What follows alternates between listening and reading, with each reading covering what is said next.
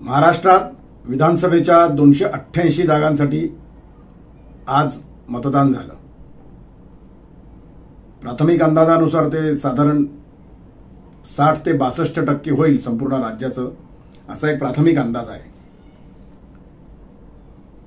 अनेक प्रेक्षकांनी मला व्हॉट्सअपवरती देखील मेसेज केले, काहींनी मला कमेंटमधून पण कळवलंय की फलोदी सट्टा बाजाराची जी आकडेवारी येणार होती त्याचं काय झालं। तर फलोदी सट्टा बाजाराची आकडेवारी आलेली आहे आणि महत्त्वाचं म्हणजे मुंबई सट्टा बाजाराची देखील आकडेवारी आपल्याकडे आलेली आहे वोटिंग झाल्यानंतरची। तर त्या संदर्भात आज आपण बोलणार आहोत, त्यामुळे कुठेही जाऊ नका, हा व्हिडिओ शेवटपर्यंत बघा। नमस्कार मित्रांनो, ऑफिशियल अजय निकतेमध्ये आपणा सर्वांचं स्वागत आहे। महाराष्ट्र विधानसभेच्या 288 जागांच्या एक टप्प्यात झालेल्या आजच्या मतदानामध्ये साधारणपणे 60 ते 62% मतदान झालं असेल असा एक प्राथमिक अंदाज आहे। हा अंदाज प्राथमिक आहे, संपूर्ण आकडेवारी आज रात्रीपर्यंत उद्यापर्यंत ती संपूर्ण आकडेवारी येईल। त्यानंतर अनेक जणांचे मला वाटतं एक्झिट पोल वगैरे यायला पण सुरुवात झाली असेल। फलोदी सट्टा बाजारावरती आपण याच्या आधी 2 व्हिडिओ केलेले आहेत आणि त्यामुळे मला माझ्या व्हॉट्सअपवरती पण आणि अनेक कमेंट्समधून देखील फलोदी सट्टा बाजाराचा शेवटचा व्हिडिओ, शेवटची एक कल कधी येणार आहेत याबद्दल अनेक जणांनी विचारणा केली। फलोदी सट्टा बाजाराचे कल आता आपल्या हातात आलेले आहेत आणि त्याच जोडीला मुंबईतला सट्टा बाजार देखील फार महत्त्वाचा असतो, त्याचे देखील कल आता आपल्या हातात आलेले आहेत। त्या संदर्भात आपण बोलणार आहोत। लक्षात घ्या, हे सट्टा बाजाराचे कल आहेत, त्यांचं आकलन करण्याची क्षमता आणि त्यांचं आकलन करण्याची स्ट्रॅटेजी पद्धत ही फार वेगळी असते। हा कुठल्याही एजन्सीनी घेतलेला एक्झिट पोल नाहीये, त्यामुळे याकडे फक्त सट्टा बाजारांनी दिलेले कल याच दृष्टिकोनातून बघावं, हे मी पुन्हा एकदा आपल्याला सांगतो। तर आता आपण पहिले मुंबई सट्टा बाजारांनी काय कल दिलाय तो बघूया। मुंबई सट्टा बाजाराच्या आकलनानुसार शिवसेना, भाजप आणि अजितदादा पवारांचा राष्ट्रवादी गट महाराष्ट्रामध्ये तब्बल 150 ते 155 जागा मिळवेल असं मुंबई सट्टा बाजाराचं कल आहे। त्यामध्ये भाजपला 90 ते 95 जागा, एकनाथ शिंदे शिवसेना गटाला 40 ते 45 जागा, अजितदादांच्या राष्ट्रवादीला 10 ते 15 जागा मिळतील असा मुंबई सट्टा बाजाराचा कल आहे। तर महाविकास आघाडीला 132 ते 135 जागा मिळतील असा मुंबई सट्टा बाजाराचा कल आहे। त्यामध्ये काँग्रेसला 62 ते 70, उद्धव बाळासाहेब ठाकरे शिवसेना गटाला 30 ते 35 आणि शरद पवारांच्या राष्ट्रवादीला 35 ते 40 जागा मिळतील संपूर्ण महाराष्ट्रात आणि अन्याला 2 ते 5 जागा मिळतील असा मुंबई सट्टा बाजारांनी त्यांचं आकलन, त्यांचा आकडा आज वोटिंग संपल्यानंतर दिलेला आहे, हे इथे लक्षात घ्या। त्यानंतर अनेकांनी मला जे कमेंट्स मधनं विचारलं, व्हॉट्सअपवरनं तर मला अक्षरशः खूप मेसेज आले की फलोदी सट्टा बाजाराची आकडेवारी शेवटची कधी येणार आहे। तर फलोदी सट्टा बाजाराची आकडेवारी मी आता तुम्हाला सांगतोय। मुंबई सट्टा बाजाराच्या आकडेवारीपेक्षा ती थोडीशी वेगळी आहे। फलोदी सट्टा बाजाराच्या आकलनानुसार महाविकास आघाडीला 132 ते 144 जागा मिळतील असा फलोदी सट्टा बाजाराचा कल आहे वोटिंग झाल्यानंतरचा। त्यामध्ये उबाठा गटाला 26 ते 35 जागा मिळतील, शरद पवारांच्या राष्ट्रवादी गटाला 35 ते 40 जागा मिळतील आणि काँग्रेसला 60 ते 72 जागा मिळतील असा फलोदी सट्टा बाजाराचा आजचा कल आहे वोटिंग झाल्यानंतरचा। आणि अन्यला त्यांनी 3 ते 8 जागा दिलेल्या आहेत। तर फलोदी सट्टा बाजारांनी महायुतीला 144 ते 152 जागा मिळतील वोटिंग झाल्यानंतरचा हा कल आहे, हे लक्षात घ्या, असं सांगितलेलं आहे, असा त्यांचा कल आहे। त्यामध्ये भारतीय जनता पक्ष हा सर्वाधिक 90 ते 95 जागा घेऊन पुढे असेल, अजितदादा यांच्या गटाला 10 ते 15 जागा मिळतील, तर एकनाथ शिंदे यांच्या शिवसेनेला 35 ते 42 जागा मिळतील असा फलोदी सट्टा बाजाराचा आजचा निवडणुकांचं मतदान संपल्यानंतरचा कल आहे, हे लक्षात घ्या। फलोदी सट्टा बाजाराचे जे कल असतात, फलोदी सट्टा बाजाराचं जे आकलन असतं ते वेळोवेळी सातत्याने दर 2-2, 3-3, 4-4 दिवसांनी बदलत असतं। आजचं हे आकलन आहे हे त्यांचं वोटिंग झाल्यानंतरचं त्यांनी दिलेलं आहे। मला स्वतःला असं वाटतं की आणखीन एक कल ते 23 तारखेच्या आत देतील असं मला वाटतंय. देतीलच असं मी आता तुम्हाला सांगत नाही, पण मला असं वाटतं कारण हा कल जो आला असेल तो 6 वाजता मतदान संपतं. त्यांनी हा कल दिला असणार, ते मला स्वतःला असं वाटतं की तो 3:30 4 4:30चा असणार. तर कदाचित शेवटचा कल ते आज देतील किंवा उद्या देतील किंवा कदाचित देणारही नाहीत. पण आज आता जो कल आलेला आहे फलोदी सट्टा बाजाराचा आणि मुंबई सट्टा बाजाराचा देखील, त्यामध्ये थोडीफार तफावत आहे. पण दोन्ही ठिकाणी एक लक्षात घ्यायला पाहिजे की मुंबई सट्टा बाजार देखील आणि फलोदी सट्टा बाजार देखील एक लक्षात घ्या, या इथे फार मोठ्या प्रमाणावरती पैशाचे व्यवहार चालतात.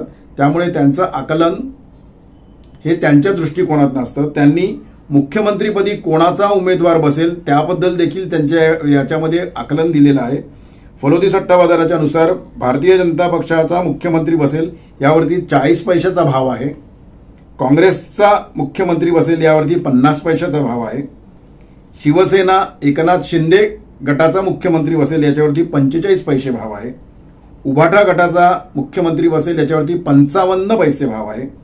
आणि शरद पवार गटाचा आणि अजितदादा पवार गटाचा मुख्यमंत्री बसेल याच्यावरती 60 पैसे भाव आहे. लक्षात घ्या, ज्या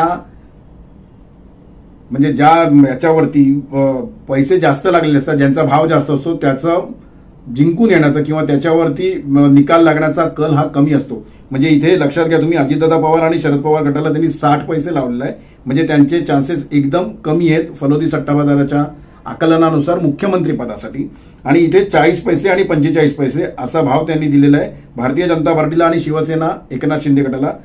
त्यामुळे त्यांचे चान्सेस मुख्यमंत्रीपदी येण्याचे त्या गटाचे चान्सेस जास्त आहेत असं फलोदी सट्टा बाजाराचं आकलन आहे. हे आकलन कुठल्याही एजन्सीचं नाही, हे परत एकदा सांगतो. हे आकलन आपलं नाही, हे आकलन फक्त फलोदी सट्टा बाजाराचं आहे. युती येईल का, महायुती येईल का महाराष्ट्रामध्ये, त्यावरती देखील सट्टा लागलेला आहे. त्याचा भाव 45 पैसे महायुती येईल याचा, आणि महाविकास आघाडी येईल याचा भाव आहे 50 ते 52 पैसे.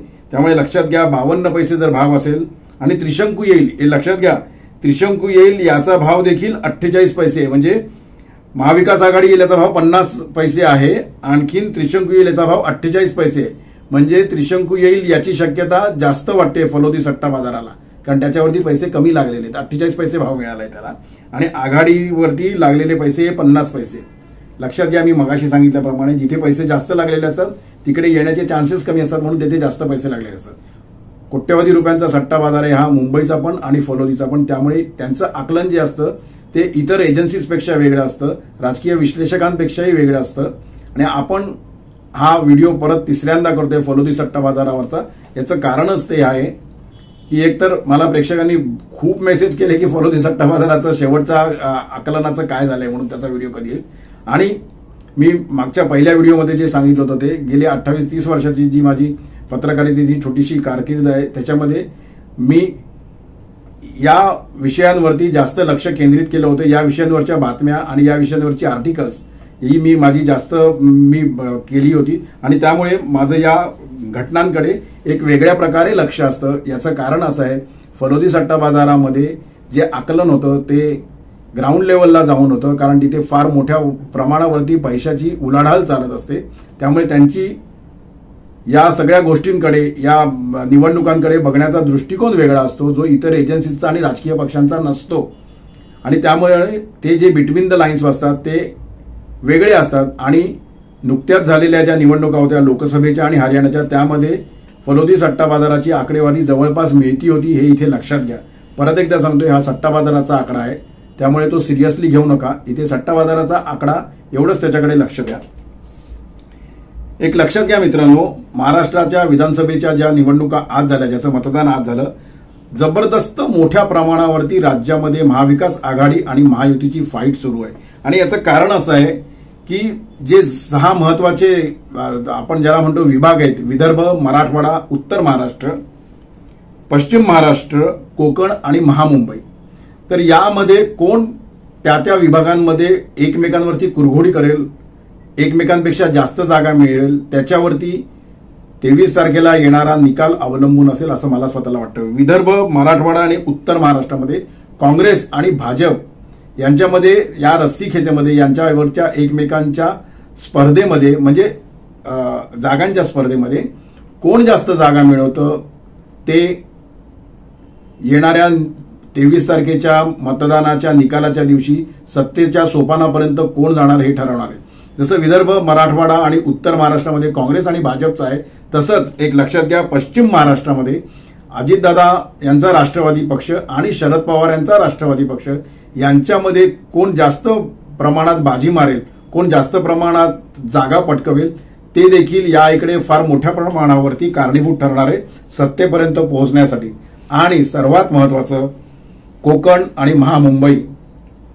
कोकण आणि महामुंबईमध्ये महाराष्ट्र नवनिर्माण सेना कितपत जागा मिळवते, किती मतदान खेचते आणि शिवसेना उभाटा गट आणि शिवसेना शिंदे गट यांच्यामध्ये जागांची जी रस्सीखेच होईल त्यामध्ये कोण किती जागा स्वतःच्या पदरात पाडून घेतं, कोण किती जागांवरती विजयाची माळ स्वतःच्या गळ्यात, स्वतःच्या उमेदवारांच्या गळ्यात घालतं, याच्यावरती 23 तारखेला होणाऱ्या निवडणुकांच्या निकालामध्ये महाराष्ट्राच्या मुख्यमंत्री पदाची माळ, महाराष्ट्राच्या मुख्यमंत्री पदाचा मुकुट, खरं तर तो काटेरी मुकुट, तो कोणाच्या डोक्यात बसणार आहे हे या 5 महत्वाचे जे विभाग आहेत, विदर्भ, मराठवाडा, उत्तर महाराष्ट्र, कोकण, महामुंबई आणि पश्चिम महाराष्ट्र 6, त्याच्यावरती ठरणार आहे. हे लक्षात घ्या मित्रांनो.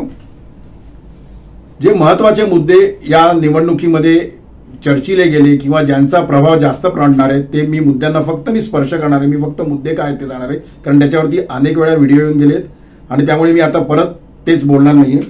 लाडकी बहीण योजना ही खरोखर महायुतीला कितपत तारून नेईल, लाडक्या बहीण योजनेमुळे झालेले फायदे किंवा त्यांना मिळालेला, महिलांना, भगिनींना मिळालेला जो एक गेल्या 3 महिन्यातला 4 महिन्यातला जो शासनाने दिलेला जो निधी म्हणता कामा नाही त्यांना, तर लाडकी बहीण योजनेमध्ये त्यांच्या खात्यामध्ये पैसे जमा झाले, त्याचा खरोखर मतदानामध्ये किती फरक पडला, किती उपयोग झाला हे निवडणुकीच्या निकालांच्या दिवशी आपल्याला कळणार आहे. दुसरा महत्वाचा जो मुद्दा आहे तो कापूस आणि सोयाबीनचा. कापूस आणि सोयाबीनमुळे शेतकरी जे नाराज झाले होते त्यांना शेवटच्या टप्प्यामध्ये दर चांगला देण्याचे, MSP चांगला देण्याचे आणि त्याच्यावरती चांगल्या प्रकारे काम करण्याचं प्रयत्न महायुतीने केलेला आहे, पण तो कितपत त्या शेतकऱ्यांना रुचला आहे ते 23 तारखेच्या निकालांवरती आपल्याला नक्की कळणार आहे. आणि सर्वात महत्वाचा फॅक्टर जो मराठा फॅक्टर होता, मराठा महामोर्चाचा फॅक्टर होता, मराठा आंदोलनाचा फॅक्टर होता, तिथे मराठा मोर्चाचे नेते मनोज जरांगे यांनी ऐन वेळेला जो युटर्न घेतला तो कोणाच्या सांगण्यावर न घेतला, त्याचा काय मेसेज महाराष्ट्रामध्ये गेला हा येणाऱ्या 23 तारखेच्या निकालांमध्ये आपल्याला कळेल की त्या घेतलेल्या युटर्नमुळे जो समज पसरला होता की तो युटर्न मुद्दामून घेतला गेलेला आहे, तो महाविकास आघाडीच्या नेत्यांमुळे घेतला गेलेला आहे. महाविकास आघाडीच्या उमेदवारांना त्रास होऊ नये, त्यांची मतं खाल्ली जाऊ नये, त्यांची मतं फुटली जाऊ नये, त्यांना मतदान होऊ नये, हा जो फरक पडेल महाविकास आघाडीच्या उमेदवारांना त्यामुळे फटका बसू नये आणि केवळ त्याचसाठी मनोज जरांगे यांनी ऐन वेळेला युटर्न घेतला. आणि ज्यांनी मराठा महामोर्चाच्या, मराठा आंदोलनाच्या माध्यमातून निवडणुकांची तयारी केली होती त्या सगळ्यांना तोंडावरती आपटवलं असा जो आरोप केला गेला मनोज जरांगेंवरती, त्याचा त्या मराठा समाजावरती काय परिणाम झाला आहे तो 23 तारखेच्या निकालांमधून आपल्याला कळणार आहे. आणि मराठा महामोर्चामुळे ओबीसींचं किती पोलरायझेशन झालं, ओबीसींचं मतदान खरोखर महायुतीला झालं का, पोलरायझेशन झालंय का, मराठा महामोर्चाच्या त्यांना दिलेल्या वागणुकीमुळे, त्यांना दिलेल्या एका स्पेशल ट्रीटमेंटमुळे असं ओबीसींचं जे म्हणणं आहे ओबीसी नेत्यांचं, तर ते खरोखर असं होतं का, त्यामुळे नाराजीचा जो एक सुप्त ज्याला म्हणतात एक सुप्त लाट होती असं म्हटलं जात होतं ओबीसी समाजामध्ये, ती खरोखर तशी होती का हे आपल्याला 23 तारखेच्या निकालामध्ये कळणार आहे. मित्रांनो, याच जोडीने सर्वात महत्वाचं जे होतं ते मुस्लिम एकगठ्ठा मतदान. अनेक पॉकेट्स महाराष्ट्रामध्ये जे असतील ती जवळपास 48 मतदारसंघ असे आहेत, 49 मतदारसंघ असे आहेत की जिथे मुस्लिम एकगठ्ठा मतदान हे लोकसभेच्या वेळेला झालं होतं, पण ते लोकसभेचे 6 मतदारसंघ असतात विधानसभेचे आणि त्यामुळे तिथे तो फरक पडला होता. तो तसाच फरक एकगठ्ठा मुस्लिम मतदानाचा विधानसभेमध्ये कितपत फरक पडू शकतो हे देखील आपल्याला 23 तारखेला बघायला लागणार आहे. आणि त्याच्यावरती देखील मोठ्या प्रमाणावरती निकाल कुठल्या बाजूनी, महाविकास आघाडीच्या बाजूनी का महायुतीच्या बाजूनी झुकतोय हे देखील बघणं अत्यंत रंजक, अत्यंत उत्कंठावर्धक आणि अभ्यास करण्याच्या दृष्टीने अत्यंत महत्वाचं ठरणार आहे. त्यामुळे बटेंगे तो कटेंगे हा नारा कितपत चालला आणि त्या नाऱ्यामुळे हिंदू एकवटला का, हिंदूंचं मतदान किंवा हिंदूंचं पोलरायझेशन झालंय का, हे देखील आपल्याला 23 तारखेच्या निवडणुकीचे जे निकाल लागतील त्यामध्ये आपल्याला कळणार आहे. मित्रांनो, आजचा व्हिडिओ हा फलोदी सट्टा बाजार आणि म्हणजे दोन्ही मुंबई सट्टा बाजार यांच्या आकलनावरती होता. मी ज्या प्रेक्षकांनी मला गेल्या 2.5-3 महिन्यामध्ये अनेक कमेंट्स करून मला व्हॉट्सअपवरती मेसेज करून माझा उत्साह वाढवला, त्या सर्वांचे मी आभार मानतो. 23 तारखेला निकाल लागल्यानंतर आपण पुन्हा एकदा भेटणारच आहोत आणि आता मी तुम्हाला जे पहिल्यापासून सांगत होते ते तुम्हाला मी पुन्हा एकदा सांगतो की राजकीय साठमारी आता गेले 2.5-3 महिन्यामध्ये भरपूर झालेली आहे. आता वेगळ्या विषयांकडे मी तुम्हाला जे प्रॉमिस केलं होतं की वेगळ्या विषयांवरचे व्हिडिओ देखील तुम्हाला ऐकायला मिळतील. त्यामध्ये वेगवेगळे ज्याला म्हणतो आपण की वेगवेगळ्या गोष्टींना स्पर्श करण्याचा मी प्रयत्न करणार आहे. त्यामुळे आजचा व्हिडिओ कसा वाटला हे तर मला तुम्ही कमेंटच्या माध्यमातून कळवाच, पण या व्यतिरिक्त कुठल्या विषयांवरती तुम्हाला व्हिडिओ ऐकायला आवडतील हे मला तुम्ही नक्की कमेंटच्या माध्यमातून कळवा. ऑफिशियल अजय निकते हे यूट्यूब चॅनल शेअर करायला, सबस्क्राईब करायला आणि लाईक करायला विसरू नका. बेल आयकॉन नक्की दाबा म्हणजे तुम्हाला नवनवीन व्हिडिओची नोटिफिकेशन्स मिळत जातील. तोपर्यंत आपली रजा घेतो. पुन्हा भेटूया लवकरच या येत्या 1-2 दिवसामध्ये. जर फलोदी सट्टा बाजाराची आणखीन एक आकडेवारी आली, कारण मी तुम्हाला मगाशी म्हटलं तसं ही 3:30-4 पर्यंतची असेल असं माझा आकलन आहे, जर आली तर त्याच्यावरती आपण आणखीन एक व्हिडिओ बनवू. नाहीतर 23 तारीख आहे, उद्या एक वेगळा व्हिडिओ बनवता आला तर मी बघील. तोपर्यंत रजा घेतो. धन्यवाद.